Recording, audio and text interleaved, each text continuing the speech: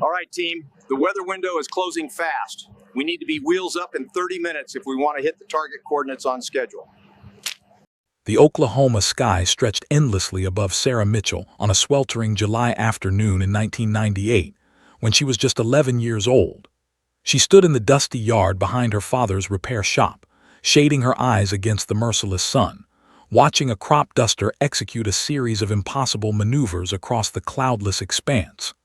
The small yellow biplane seemed to dance through the air, banking sharply, diving low over the wheat fields, pulling up at the last second before the trees. Her breath caught in her throat. In that moment, something awakened inside her, something primal and undeniable, a need to fly. Her father, James Mitchell, found her still standing there an hour later, frozen in the same spot.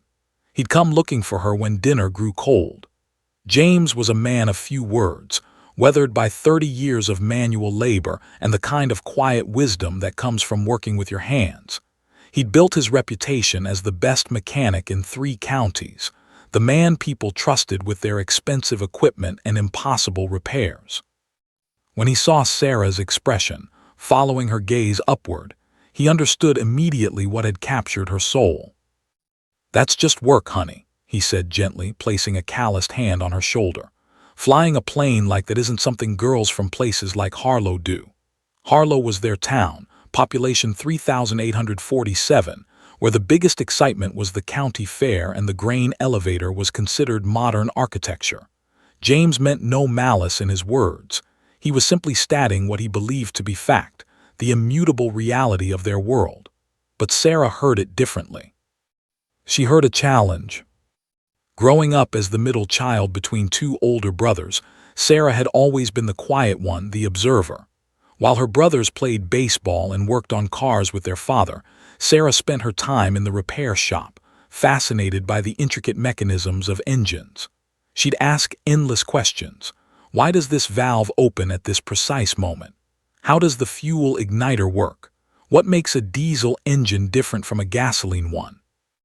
Her father would answer patiently, never rushing her, never suggesting her questions were strange. At night, after homework was finished, Sarah would lie in bed reading every aviation book she could borrow from the tiny public library in town, biographies of Amelia Earhart, histories of aviation, technical manuals she barely understood but studied with religious fervor. By age 14, Sarah had secretly decided she would become a pilot. Not just any pilot, but a serious one, someone who understood not just how to fly a plane, but how it worked at every level. She began saving every penny from odd jobs, babysitting, yard work, helping elderly neighbors. While other teenagers her age were buying CDs and going to movies, Sarah opened a savings account at First National Bank of Harlow and watched her meager balance grow with each deposit. Her high school guidance counselor, Mrs. Patricia Houston, became her unlikely ally. When Sarah mentioned her dream in passing, Mrs. Houston didn't laugh or deflect. Instead, she did something that changed everything. She drove Sarah 2 hours away to the nearest regional airport and introduced her to Marcus Webb, a local flight instructor who'd been flying for 40 years. Marcus looked at this skinny girl with intense eyes and calloused hands, and he saw something familiar: hunger. "Flying lessons are expensive," he said bluntly. "We're talking $150 an hour minimum, some weeks twice a week. Are you serious?" Sarah nodded, unable to find words. Something in his tone told her he was testing her resolve, not trying to discourage her. "Come back when you've saved $3,000, then we'll talk." It was a fortune to her, nearly 3 years of saving at her current pace, but it was also a finish line she could aim for. Sarah worked with a desperation that bordered on obsession.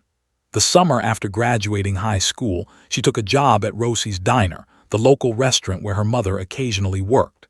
The owner, Rosie Hernandez, was a tough-talking woman with a heart bigger than Texas. When Sarah explained her dream, Rosie immediately gave her extra shifts. Soon, Sarah was working 6 days a week, breakfast, lunch, and closing shifts. Her feet ached constantly. Her hands smelled permanently of coffee and grease. Her social life evaporated. While her former classmates were attending college parties and starting relationships, Sarah was wiping down counters and counting tips. Her brothers thought she was insane. Her mother worried about her mental health. Even her father, who'd supported her quietly, expressed concern about her obsession. "There are other dreams, Sarah," her mother would say gently, "practical ones. You're such a smart girl, you could do anything." But Sarah couldn't want anything else. The dream had taken root too deeply, consuming her with a force she couldn't resist or even fully understand. The breakthrough came when she was 22. Marcus Webb called her at the diner. She'd maintained contact with him throughout college, taking online courses in mechanical engineering while continuing to work. "I've got a client who canceled some lessons," he said.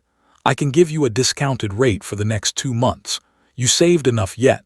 Sarah's hands shook as she counted her savings account balance that night. $17,850. It was more than enough. The morning of her first official flight lesson dawned clear and perfect. Sarah arrived at the airport before sunrise, her heart pounding so hard she thought it might break through her ribs. She'd bought a used leather jacket the day before, feeling like she needed to look the part. Marcus met her with coffee and a knowing smile. He placed his weathered hand on her shoulder, the same way her father had done years ago when pointing out the crop duster. "Now," he said, "let's teach you to fly." The first time Sarah's hands gripped the yoke of the Cessna 172, feeling the response of the aircraft to her touch, something transcendent occurred. It wasn't just about flying. It was about finally, after years of sacrifice and doubt and relentless determination, reaching towards something she dreamed of since she was 11 years old. As the wheels lifted off the runway and the earth fell away beneath her, Sarah Mitchell understood that the hardest part of her journey wasn't over. It was just beginning. But in that moment, suspended between earth and sky, she knew she'd already won something invaluable. The proof that she could make her dreams real through nothing but sheer will and refusal to accept limitations. The sky, finally, felt like home. The Mojave Desert stretched endlessly in all directions as Sarah's beaten-up Honda Civic pulled through the gates of Edwards Air Force Base on a crisp Monday morning in September 2006. The landscape was harsh and unforgiving: endless sand, sparse vegetation, and a sky so brutally clear it almost hurt to look at. Edwards sprawled across 301 square miles of California desert, one of the most important aerospace testing facilities in the world. Here, pilots had broken the sound barrier. Here, aircraft were pushed beyond their theoretical limits. Here, history was written by men who lived on the edge of possibility. Sarah had driven through the night from Oklahoma, stopping only for coffee and gas, her excitement too intense for sleep. She'd landed this job through a combination of luck, persistence, and her impressive resume. Her degree in mechanical engineering from Oklahoma State University, combined with her commercial pilot's license and 3 years of experience working at a regional aircraft maintenance facility, had caught the attention of the hearing committee. The position, civilian flight engineer for advanced aircraft systems, was competitive. Hundreds had applied. Sarah had been selected. She checked into the modest apartment she'd rented near the base, a small studio with water-stained ceilings and furniture that had seen better decades. It didn't matter. Sarah was too excited to care about her surroundings. She spent the evening laying out her uniform, pressing her identification badge, reviewing the technical documentation she'd already memorized. She'd read everything about the B-2 Spirit she could find, unclassified materials anyway. The stealth bomber represented the cutting edge of aviation technology, an aircraft so advanced it seemed to belong to science fiction rather than reality. Tomorrow, she would work on it. Tomorrow, her real career would begin. The next morning, Sarah showered carefully and dressed in her pressed uniform, navy blue flight suit, her name embroidered on the chest, her new security badge gleaming. She looked at herself in the mirror of her cramped bathroom and barely recognized the woman staring back. She looked professional, competent, ready. She also looked terrified. Edwards Air Force Base's administrative complex was a maze of beige buildings connected by endless corridors. Sarah's map led her to Building 3247, where the Advanced Flight Systems Division occupied 2 full floors. She signed in at the security desk, her heart hammering. The security officer, a kind-faced sergeant named Rodriguez, smiled at her. "Engineering sent someone new. Welcome to the madhouse," he said cheerfully. Sarah managed a weak smile in return. The division occupied a sprawling workspace that smelled of jet fuel, metal, and something she couldn't quite identify, perhaps the scent of decades of intensity. Technical drawings covered every available wall. Computers ran constantly with flight simulation programs. Through the windows, she could see the tarmac where aircraft sat like sleeping predators.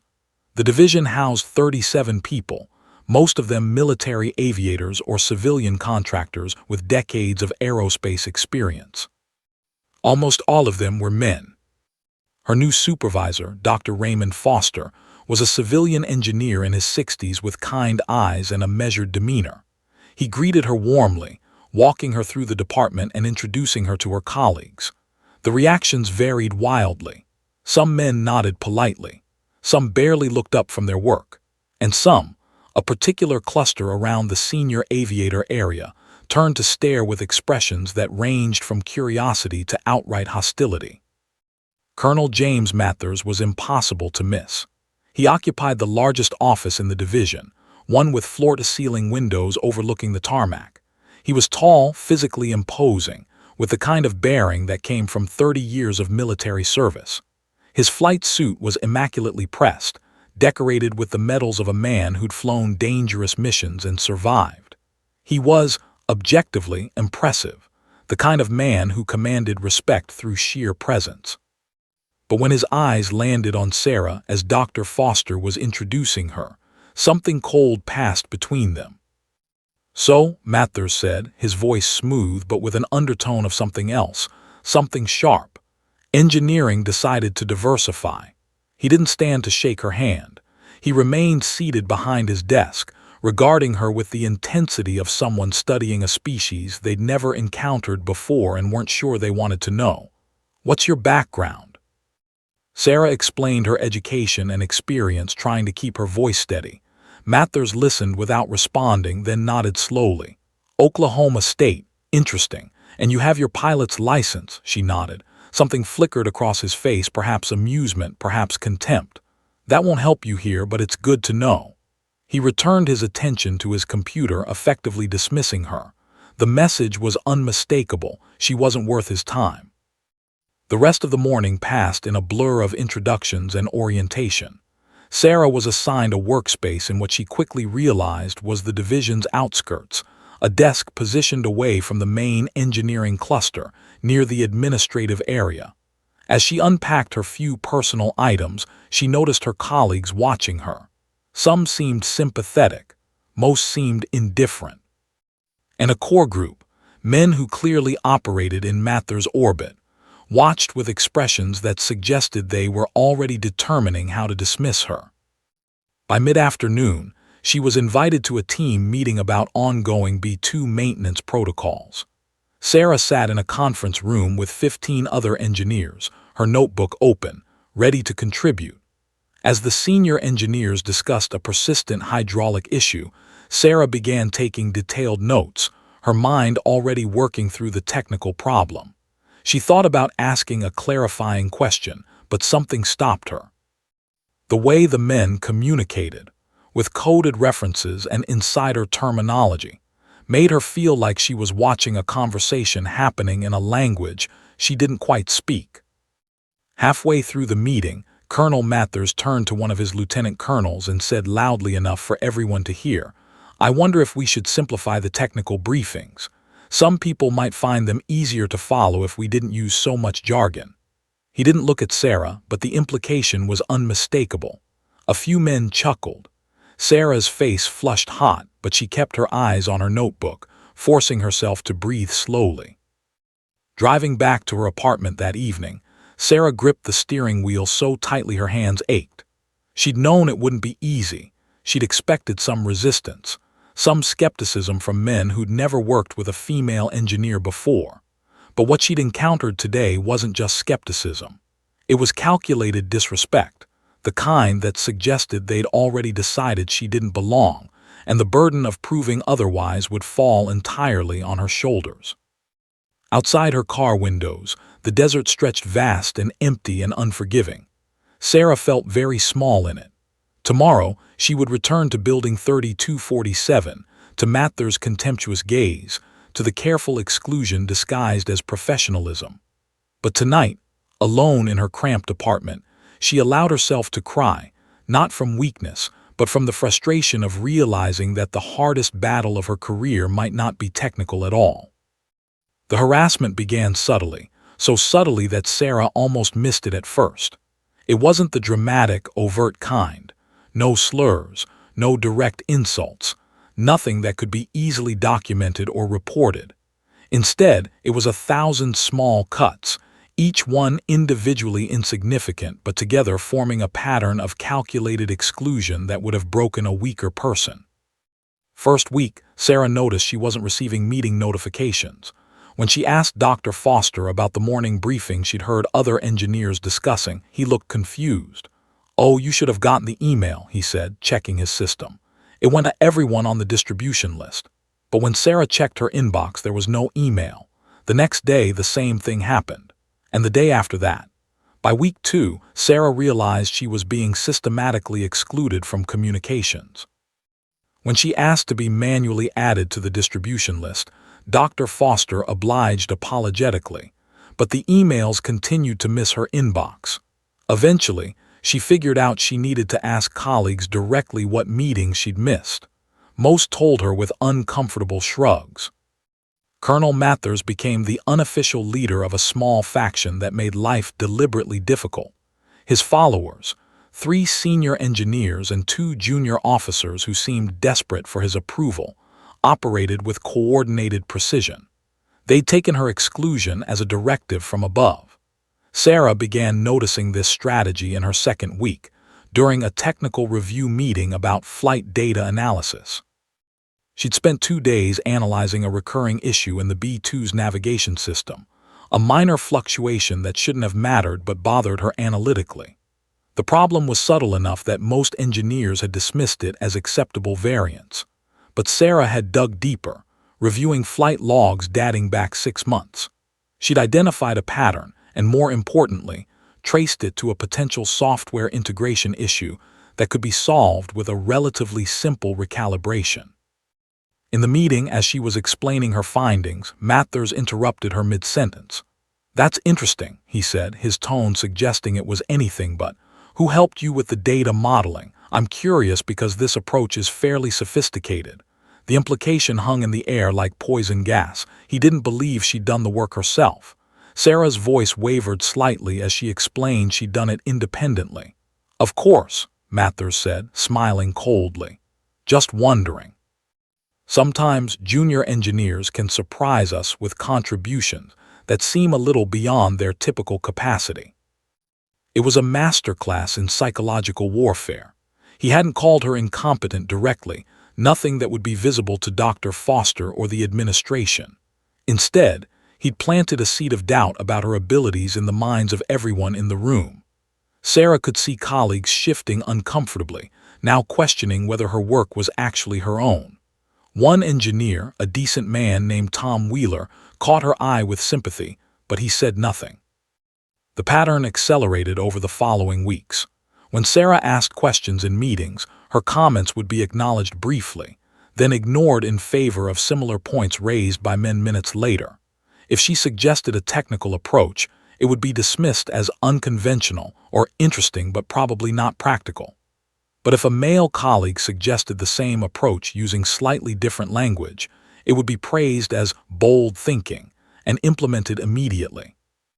Sarah kept a private notebook where she documented these incidents, the dates, the times, the exact words spoken. She wasn't sure why she was doing it at first. Maybe she knew, instinctively, that having evidence would matter someday. Maybe she was just trying to hold onto her sanity by proving to herself that the pattern was real, not imaginary. The break room became a particular minefield. Sarah discovered this when she arrived for lunch one afternoon and found 4 senior engineers clustered around a table, deep in conversation. The moment she set down her lunch tray, the conversation stopped dead. One of the men, a lieutenant colonel named Harris, actually smiled, a smile that didn't reach his eyes, and said loudly, "Well, we probably shouldn't talk about classified material anyway." Sarah hadn't asked them to include her. She'd simply existed in their proximity, but the implication was clear. Her presence necessitated silence. Other days, she'd enter the break room to find groups of engineers clustered together, and they'd disperse immediately, returning to their desks. Sarah realized she was being avoided, not aggressively, but systematically. Colleagues who'd been polite in professional settings would suddenly become unavailable if she tried to talk to them socially. No one invited her to lunch. No one asked about her weekend. She existed in a bubble of professional interaction that never crossed into human connection. 3 weeks into her tenure, Sarah made the mistake of asking a technical question in a team meeting. It was a genuine question about a component specification she wasn't immediately familiar with. Instead of answering, the engineer she'd asked looked at her with barely concealed irritation and said, "This is pretty basic stuff. Maybe you should review the orientation materials more carefully." The room fell silent. Sarah's face burned, but she forced herself to nod and take notes. Later, she learned from a sympathetic junior engineer that the question she'd asked was actually quite advanced. The dismissal had been designed to humiliate her. The isolation intensified when she realized that her exclusion extended to informal knowledge sharing. Engineers discussed aircraft problems over coffee, in hallways, in unprompted technical discussions. These conversations were where real learning happened, where tribal knowledge got passed down, where engineers built relationships and trust. Sarah was systematically excluded from these interactions. When she tried to join a hallway conversation about a maintenance issue, the engineers would suddenly remember they had to be somewhere else. She began eating lunch alone at her desk, working through what should have been breaks, because the alternative was sitting alone in the break room while her colleagues made a point of gathering elsewhere. She started arriving earlier and leaving later, trying to prove her dedication through sheer hours worked. But the extra hours didn't earn her respect. They just meant she spent more time in an environment that had become actively hostile. By week 4, Sarah had stopped trying to make small talk. She came to work, did her job with meticulous professionalism, and left without attempting to connect with anyone. Her work was excellent. There was no way to argue otherwise.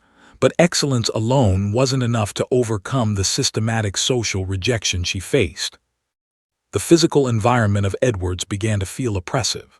The sprawling base that had seemed impressive on her first day now felt like a prison. She was surrounded by people who didn't want her there, working in a field she loved, but in a culture that had decided she was the enemy. At night, alone in her apartment, Sarah would lie awake, replaying conversations, analyzing interactions, wondering if she was being paranoid or if the hostile environment was genuinely as bad as she feared. She hadn't even been there a month, and already Sarah was asking herself the question she'd sworn she'd never ask. Was she strong enough for this? Or would Edwards Air Force Base, and the men who controlled it, finally succeed in making her quit? The B-2 Spirit had been experiencing a persistent problem for 8 weeks. The hydraulic pressure fluctuations occurred sporadically, sometimes not appearing for days, then manifesting multiple times within a few hours. The issue wasn't catastrophic.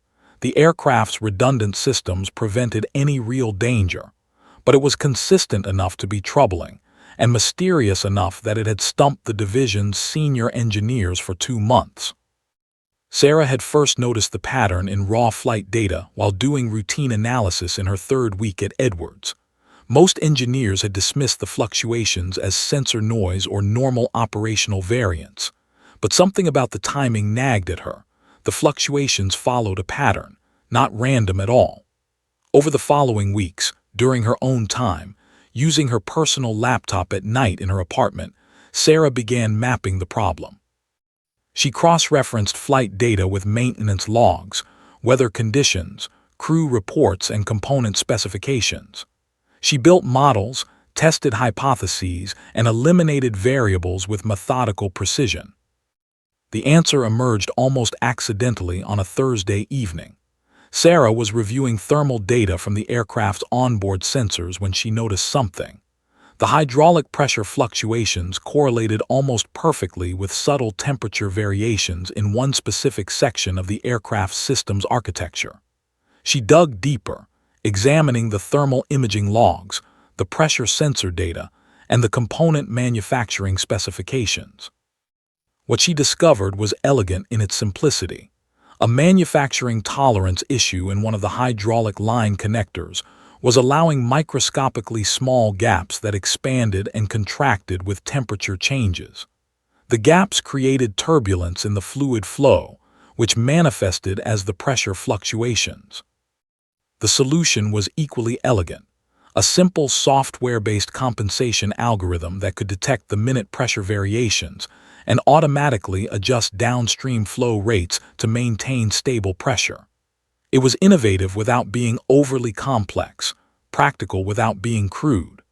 Sarah spent another 2 weeks refining the algorithm, testing it against historical flight data, verifying that it would work across multiple environmental conditions.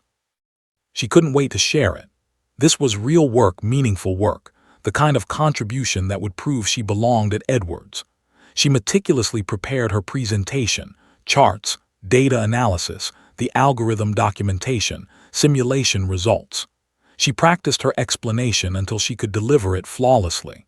For the first time since arriving at the base, Sarah felt genuinely excited about her work rather than just anxious about surviving another day. The presentation was scheduled for Friday morning, the weekly senior engineer meeting where major technical issues were discussed. Sarah arrived early, setting up her laptop and checking the projector connections. Her hands were steady. This was her element, the technical work she'd trained for her entire career. As her colleagues filtered in, she noticed several of them take their usual seats, including Mathers, who settled into his chair at the head of the conference table with the air of a man surveying his kingdom. Dr. Foster opened the meeting with routine announcements, then turned to Sarah. "I understand you've been analyzing the B-2 hydraulic issue," he said. "What have you found?" Sarah stood, took a breath, and began. Her presentation was methodical and clear. She walked through the data analysis, explaining how she'd identified the pattern, how she'd isolated the variable, how she'd traced it to the manufacturing tolerance issue. Her slides were professional and easy to follow. She explained her algorithm with clarity and precision, demonstrating how it would compensate for the pressure variations. When she finished, she looked around the room, expecting questions and discussion. What she got instead was silence. Colonel Mathers stared at her with an expression she couldn't quite read. Finally, he leaned back in his chair and smiled, a slow, deliberate smile that made Sarah's stomach drop. "This is quite thorough work," he said, his voice smooth as silk and twice as dangerous. "Quite thorough indeed. I have to say I'm impressed by the level of sophistication here." He paused, letting the moment stretch. "Which raises an interesting question. Sarah, who actually developed this analysis?" The room went very still. Sarah felt her face flush. "I did," she said, keeping her voice level. "I spent the last 3 weeks on this analysis and algorithm development." "I see," Mathers said, exchanging a look with Harris, one of his lieutenants. "And you developed the thermal correlation methodology independently. You identified the manufacturing tolerance issue without consulting anyone." "Yes," Sarah said, her voice wavering slightly now. "I researched the component specifications, analyzed the thermal imaging data, and—" "That's quite impressive," Mathers interrupted, his tone suggesting it was anything but. "You see, when I look at this work, what strikes me is that it demonstrates a level of sophisticated systems analysis and thermal dynamics understanding that goes significantly beyond what we typically see from someone with your background and tenure. So I'm genuinely curious, did perhaps Dr. Foster help you? Or maybe one of the other senior engineers? Because what I'm looking at here is the kind of work that usually comes from someone with maybe 15 years of aerospace experience, not someone who's been in the division for 4 weeks." Sarah opened her mouth to respond, but Mathers continued, addressing the room rather than her. "I'm not questioning the quality of the work. Frankly, it's excellent. I'm just wondering whether we're giving credit where credit is actually due. It's important that we maintain intellectual integrity in our division." The implication was unmistakable. He believed she'd stolen the work. "I did this work myself," Sarah repeated, her voice now smaller. "I can walk through the entire analysis with you. I have my research notes, my calculation logs." "I'm sure you do," Mathers said, waving his hand dismissively. "But here's the thing. Before we implement something this sophisticated, we'll need verification from someone with more extensive experience in this area. Harris, I'm going to ask you to review Sarah's algorithm independently. We need to make sure it's sound before we commit to implementation." He turned back to Sarah with a cold smile. "I hope you understand. We just need to be careful about validating work before it goes into production systems, especially when the work is this advanced." The meeting moved on to other topics, but Sarah barely heard them. She sat frozen in her chair, her mind reeling. She hadn't stolen the work. Every bit of it was genuinely hers, months of research, analysis, and development. But Mathers had managed to plant a seed of doubt in the room so effectively that she could see colleagues looking at her with new skepticism, wondering if she'd somehow deceived them. That afternoon, Sarah sat in her car in the Edwards parking lot, unable to drive. The desert sun beat down on her windshield, making the interior an oven, but she didn't care. She'd achieved something remarkable. She'd solved a problem that had stumped far more experienced engineers. And instead of being acknowledged, she'd been publicly humiliated, her competence questioned, her integrity attacked. Her hands shook as she gripped the steering wheel. She thought about her apartment, so small, so temporary. She thought about the scholarship letters still in her desk, messages from young women thanking her for being an inspiration to pursue aviation careers. She thought about all the sacrifices she'd made to get here, all the years of work. She sat in that car for 2 hours, tears streaming down her face, seriously considering driving to the base commander's office and resigning on the spot. She could go back to Oklahoma. She could find work at a smaller facility where her gender didn't make her automatically suspect. She could have a quieter life, a safer life, a life where she didn't have to fight for basic respect every single day. But as the sun began to set, painting the desert in shades of orange and red, something hardened inside her. No, she would not quit. Not yet. Not without fighting back. Sarah spent that Friday night doing something she'd been avoiding. She created a spreadsheet. On one side, she listed every significant incident since she'd arrived at Edwards. On the other side, she recorded dates, times, locations, and exact quotes whenever she could remember them. She included the missed meeting notifications, the dismissive comments, the stolen credit for her ideas, the isolation in the break room. She documented Mathers' public questioning of her competence, Harris's condescending response to her technical question, the way conversations would stop when she entered a room. By 3 a.m., she had 37 documented incidents spanning less than 4 weeks. Reading through the list, Sarah felt something shift inside her, not just anger but clarity. This wasn't paranoia. This wasn't her imagination. This was a systematic pattern of harassment designed to undermine her professionally and personally, and she had proof. The next morning, Sarah began a new discipline.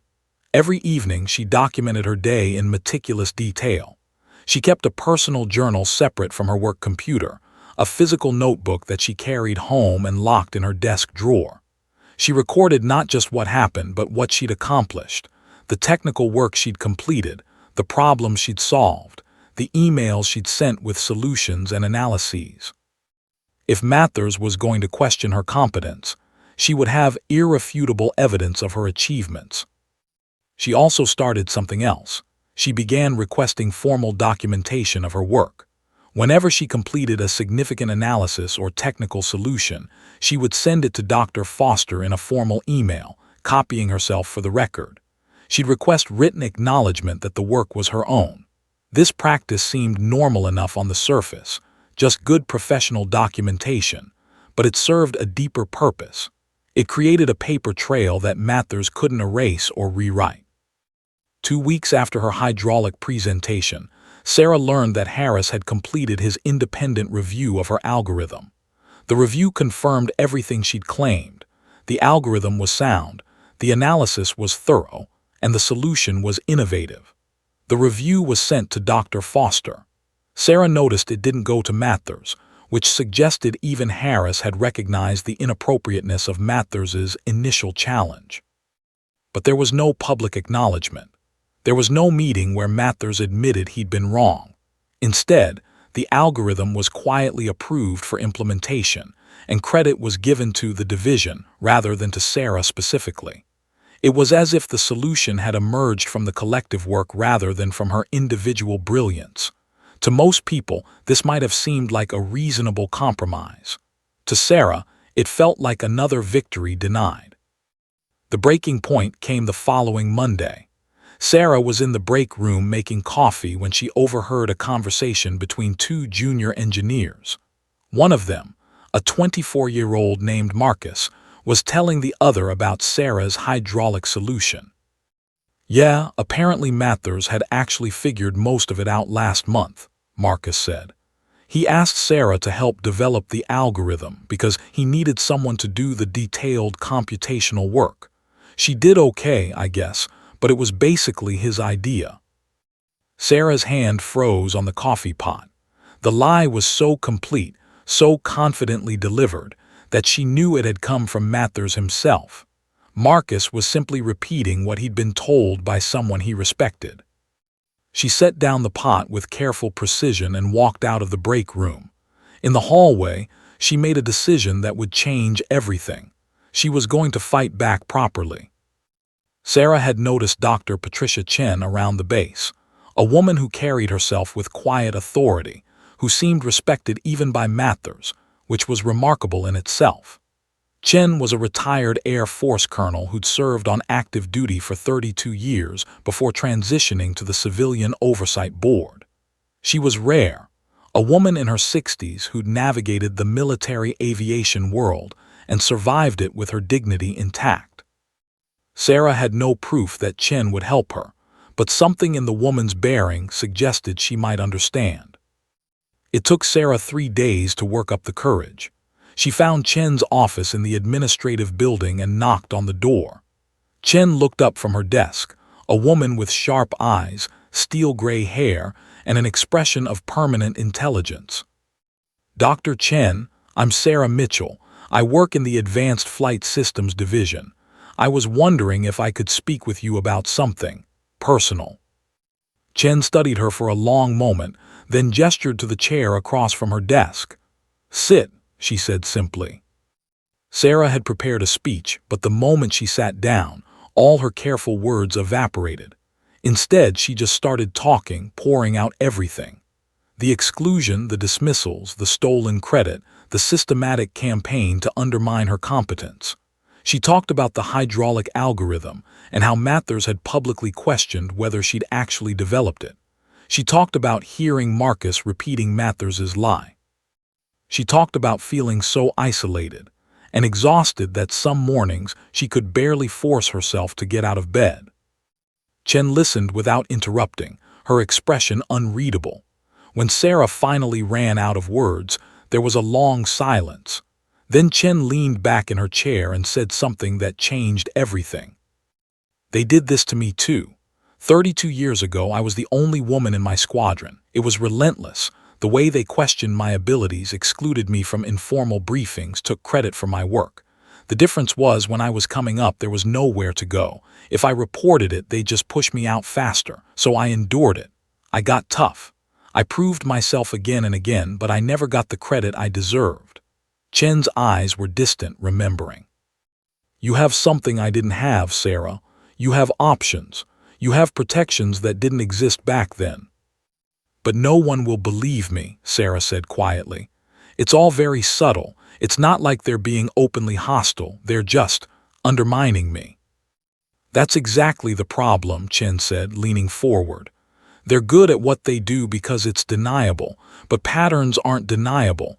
Evidence isn't deniable." She paused. Do you have documentation? Sarah nodded, pulling out her personal notebook. She showed Chen the spreadsheet, the list of incidents, the notes she'd been keeping. Chen read through it carefully, occasionally asking for clarification. This is good, Chen said finally. This is very good, but we need to expand this. I need you to keep documenting everything going forward. I also need to understand the broader pattern, whether this is just Mathers being difficult or whether there's a systemic culture issue in your division. What do you mean? Sarah asked. I mean, Chen said quietly, that I'm going to investigate this properly, officially, and I'm going to need your cooperation. Over the following week, Chen began making discreet inquiries. She talked to engineers in other divisions. She reviewed personnel files and promotion records. She examined performance evaluations and technical contributions. What she discovered disturbed her deeply. The pattern extended far beyond Sarah. Over the past 8 years, 3 women had been hired into the Advanced Flight Systems Division. All 3 had left within 6 months. All 3 had cited similar reasons: a hostile environment, constant questioning of their competence, exclusion from important work. There were also troubling patterns in how credit was distributed. Innovations that had come from junior engineers, particularly women and minorities, were systematically attributed to senior engineers, primarily Mathers. More disturbing was what Chen found in Mathers's personnel file. His flight record contained inconsistencies.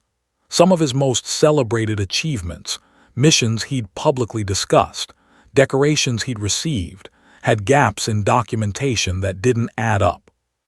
2 weeks after Sarah's initial conversation with Chen, the retired colonel called her back into her office. I'm launching a formal investigation, Chen said bluntly. It's going to be discreet at first, but eventually people are going to know. When they do, there may be retaliation. Are you prepared for that? Sarah thought about quitting. She thought about the easy way out. But then she thought about Marcus and all the other young engineers who might be influenced by Mathers's lies. She thought about the young women she'd inspired, the girls who dreamed of flying. I'm ready, Sarah said. Chen nodded with respect. Then let's make sure justice actually means something this time. Investigation moved with the efficiency of someone who'd navigated military bureaucracy for 3 decades.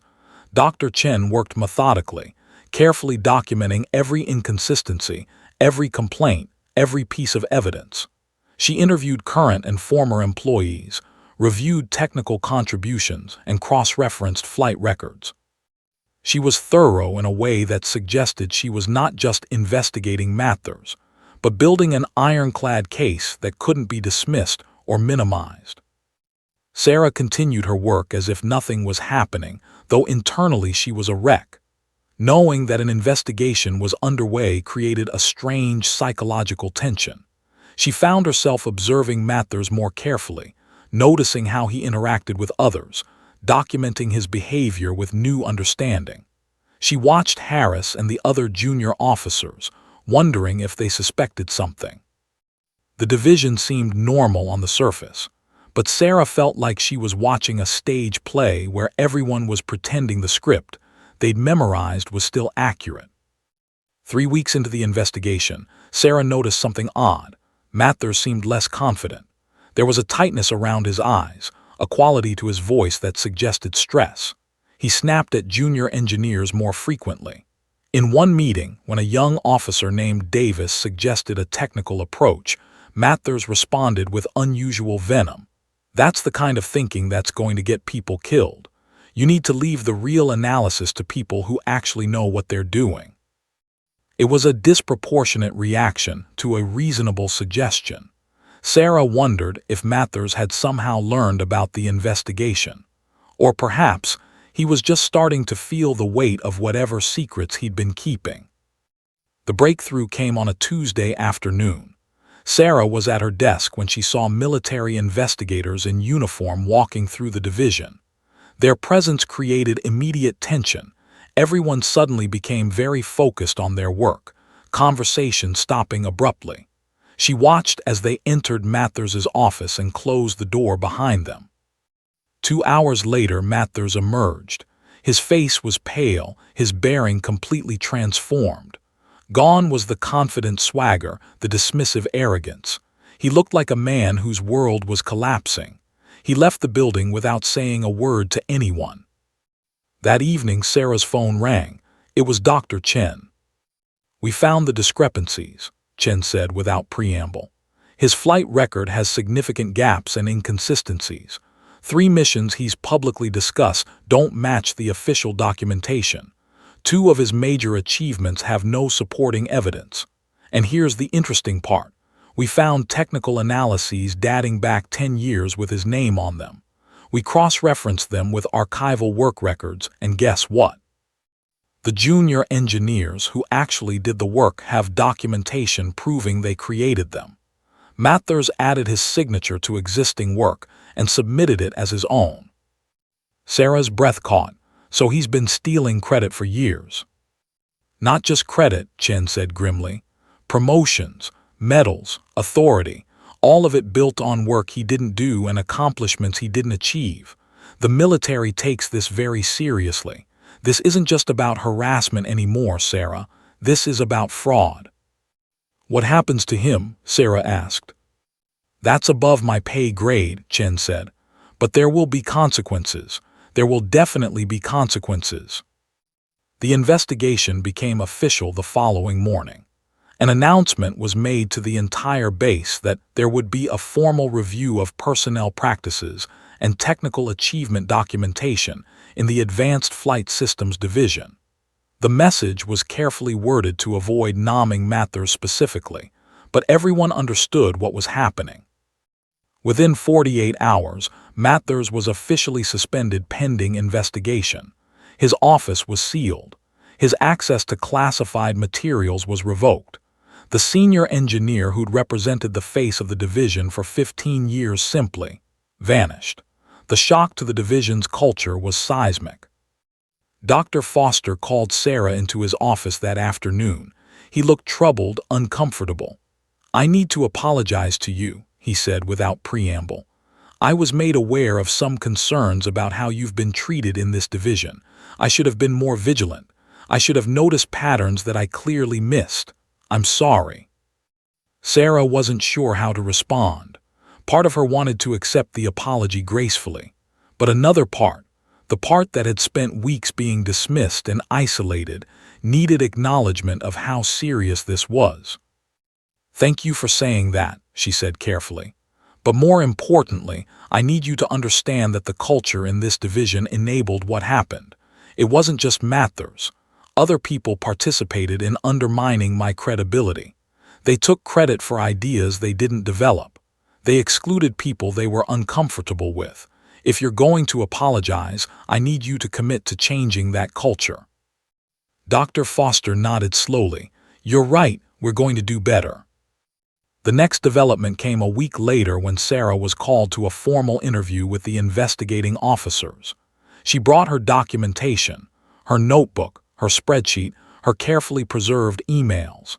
The investigators reviewed everything methodically, asking detailed questions about specific incidents. They treated her with the seriousness and respect that she should have received from the beginning. The investigation confirmed what Dr. Chen had already found. Mathers had been engaged in systematic credit theft for a decade, but it also revealed something worse. When investigators reviewed the technical work attributed to Mathers versus the actual documentation, they found something shocking. His most celebrated achievement, a navigation system improvement he championed 5 years ago, had actually been developed entirely by a junior engineer named Sandra Walsh, who'd subsequently been pressured out of the division within months of Mathers claiming credit. They located Sandra in Sacramento, where she was now working in an unrelated field. She was initially reluctant to discuss her experience, but with Chen's encouragement, she agreed to participate in the investigation. Her testimony was devastating to Mathers's credibility. By the end of the 3rd week, The investigation had expanded far beyond Mathers's harassment of Sarah. It had become an examination of institutional fraud, falsified credentials, stolen intellectual property, and a pattern of behavior that extended back years. The Air Force's Office of Special Investigations got involved. Questions were raised about whether Mathers's flight certifications were even valid given the discrepancies in his record. The official report, released on a Thursday afternoon, was comprehensive and damning. Colonel James Mathers was found to have engaged in persistent misrepresentation of his technical contributions, fraudulent claim of intellectual property, and systematic harassment of subordinates, particularly women in technical roles. His flight certifications were suspended pending further review. He was recommended for court-martial. More importantly for Sarah, the report validated her work. Her hydraulic algorithm was formally recognized as her own contribution. The investigation specifically cited her technical analysis as exemplary and her documentation practices as a model for the division going forward. The base commander scheduled a formal ceremony for the following week. Sarah was told to attend but wasn't given details about what would happen. When she arrived at the auditorium, she found Dr. Chen waiting for her, along with several other women who'd worked at Edwards and left over the years. Sandra Walsh was there. So were two women Sarah had never met but recognized from the personnel files Chen had shown her. The base commander addressed the assembly. He spoke about accountability, about the importance of maintaining integrity in military and civilian aerospace operations. He acknowledged that the investigation had revealed systemic failures in oversight and culture. He apologized, formally, publicly, unmistakably, to Sarah Mitchell and the other women who'd been harassed and exploited. Sarah Mitchell's technical contributions have been validated as exemplary, the commander said, looking directly at her. Her integrity, her persistence, and her willingness to stand up for what's right exemplifies the values we claim to uphold. This base is better because of people like her, and we failed her. I'm sorry. The words hung in the auditorium. Sarah felt tears streaming down her face. It wasn't just the apology, though that mattered. It was the public acknowledgement that she'd been right, that her experiences were real, that her competence was genuine. It was validation after weeks of being made to doubt herself. After the ceremony, people approached her, other engineers, officers, administrative staff. Some apologized for their silence. Some thanked her for being brave enough to speak up.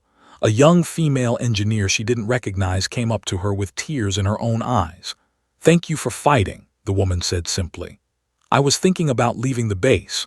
Watching what they did to you made me wonder if I should just give up. But now I'm going to stay. I'm going to fight. You showed me I could." That evening, alone in her apartment, Sarah allowed herself to feel something other than exhaustion and anger. Hope. She'd won. Not just for herself, but for everyone who came after her. The invitation arrived on an official letter of the United States Air Force, sealed in a blue envelope with the base commander's signature. Sarah's hands trembled as she opened it in her apartment, alone, not daring to believe what she was reading. She'd been selected for a mission profile right along in the B-2 spirit.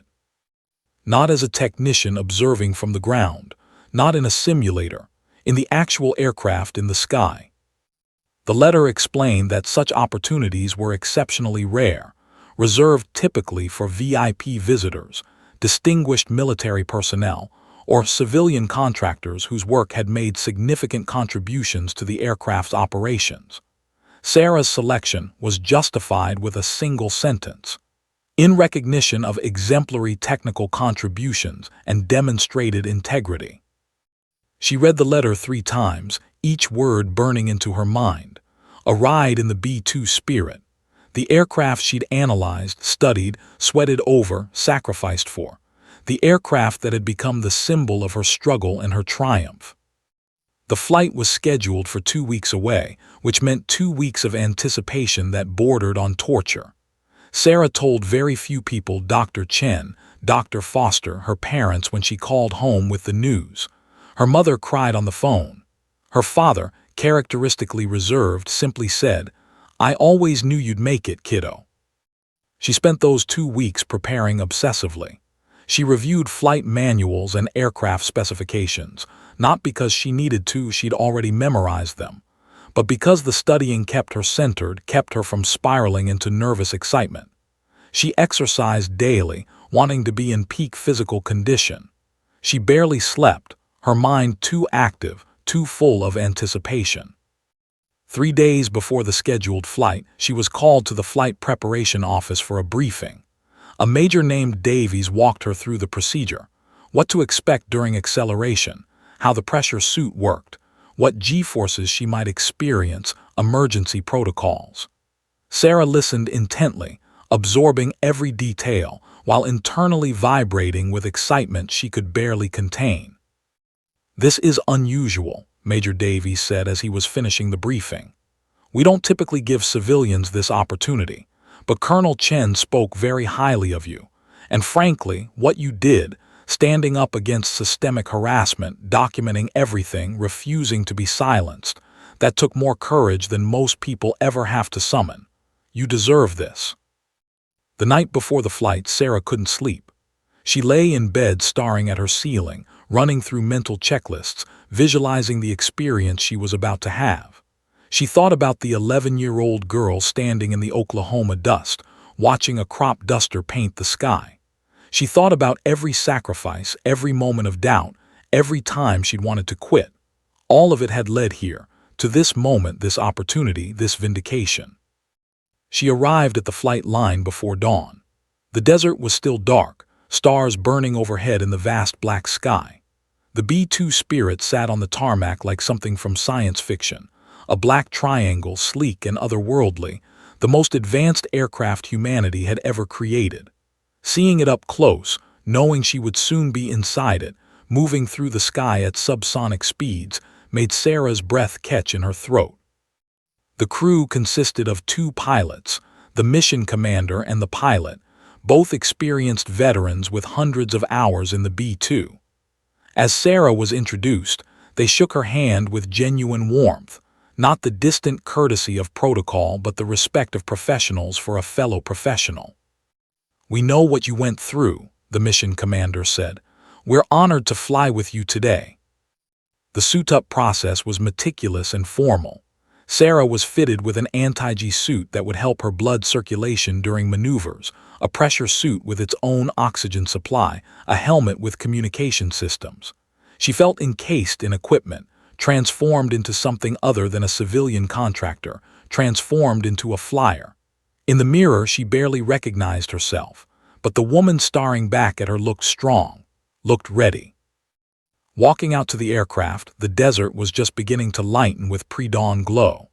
The B-2 seemed to grow larger as she approached it, more imposing, more real. She climbed the ladder to the canopy, and as she settled into the seat behind the pilots, she felt a moment of surreal disorientation. She was inside the aircraft. She was really inside the B-2 Spirit. The pre-flight checklist took 15 minutes. Sarah listened as the pilots methodically verified every system, their voices calm and professional. She watched the instruments light up, the displays activate, the aircraft transforming from a static object into something alive and ready. The radio crackled with clearance from the tower. "Ready?" the mission commander asked, glancing back at her. Sarah could only nod. The engine spooled up with a sound that went beyond her hearing directly into her bones. The vibration was constant, building, growing. The aircraft began to move, taxiing toward the runway. Sarah gripped the armrests, her heart pounding so hard she was certain everyone could hear it. But when she glanced at the pilots, they were relaxed, professional, focused on their instruments. The B-2 reached the runway and aligned itself for takeoff. Sarah could see the desert stretching ahead, illuminated now by the approaching sunrise. Everything was happening in slow motion and at tremendous speed simultaneously. The pilots communicated with the tower. The aircraft stopped, engines holding at power. Then the mission commander said, "Takeoff clearance granted, here we go." The acceleration was nothing like anything Sarah had ever experienced. It wasn't violent, but it was overwhelming. a relentless surge of power that pressed her back into her seat. The runway began moving faster beneath them, the lines blurring. The aircraft felt like it was barely touching the ground, like it was eager to leave the earth behind. And then, with a sensation that was simultaneously smooth and profound, the wheels left the tarmac. They were flying. Sarah's breath caught as the ground fell away. Through the canopy, she could see the desert spreading beneath them, the black tarmac of Edwards shrinking behind them. The aircraft climbed with steady confidence, the engine song changing as they gained altitude. The sky above was still partially dark, stars fading as dawn broke across the horizon. "How are you doing back there?" the pilot asked. Sarah couldn't find words. Tears were streaming down her face, but she was smiling so broadly her face hurt. "I know," the pilot said with understanding. "First time in a B-2. First time in anything like this," Sarah managed. The aircraft continued climbing, the desert growing smaller below them. At 10,000 feet, then 20,000, the curvature of the earth became visible. The sky transformed from deep blue to lighter blue to the edge of black. Sarah felt suspended between worlds, between the earth that had struggled against her and the sky that was finally, completely, hers.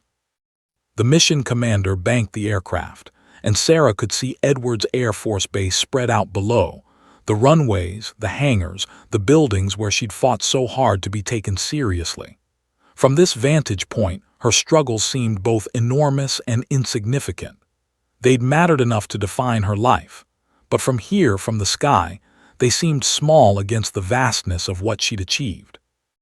At 35,000 feet, with the aircraft in level flight and the autopilot engaged, the mission commander unstrapped slightly and turned to look at her directly.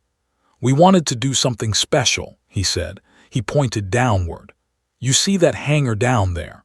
Building 3247. Sarah leaned forward, locating it. The hangar where her nightmare had occurred. The hangar where she'd been dismissed and excluded and made to doubt herself.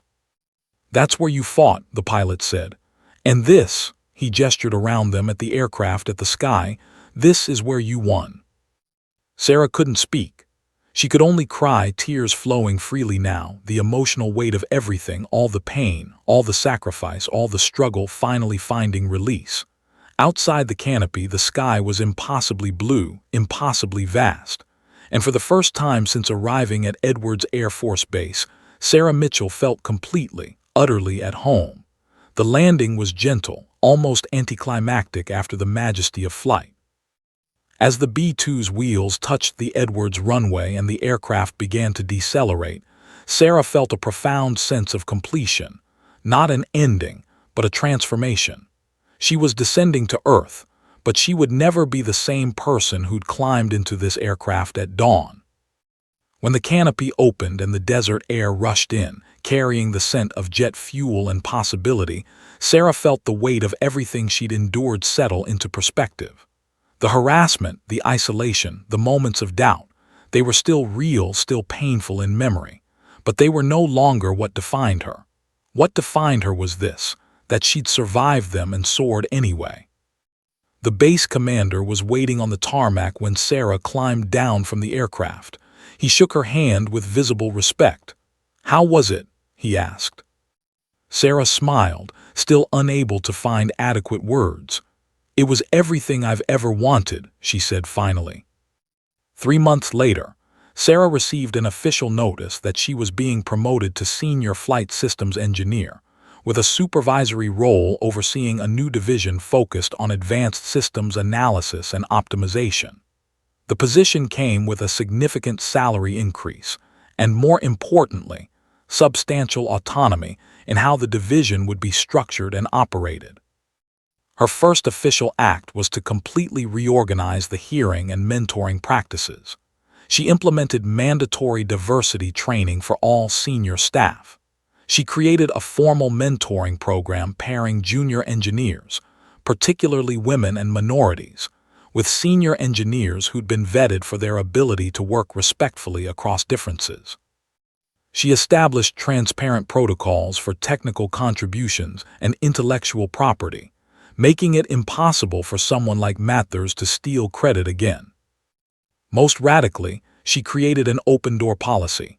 Any employee who felt they were being marginalized or harassed could come directly to her, off the record initially, to discuss their concerns. She promised confidentiality and action. Within the first 6 months, 3 junior engineers came to her with complaints about senior staff members who'd been taking credit for their work or excluding them from opportunities. Sarah addressed each situation directly and firmly, making clear that such behavior would not be tolerated. The transformation of the division was dramatic. Where there had once been tension and fear, there developed a genuine culture of collaboration. Women who'd previously questioned whether they belonged began to thrive. Junior engineers found their voices and their confidence. The technical output improved dramatically. Studies would later show that the divisions under Sarah's leadership produced innovations at a rate 40% higher than comparable aerospace divisions, largely because she'd created an environment where all talent could flourish, not just the talent that looked and sounded like the old guard. Sarah's reputation spread beyond Edwards. She began receiving invitations to speak at aerospace conferences, universities, and industry forums. Her story, the quiet woman from Oklahoma who'd stood up against systemic harassment and won, resonated powerfully, particularly with young women considering careers in engineering and aviation. She never sought the spotlight, but she never shied away from it either.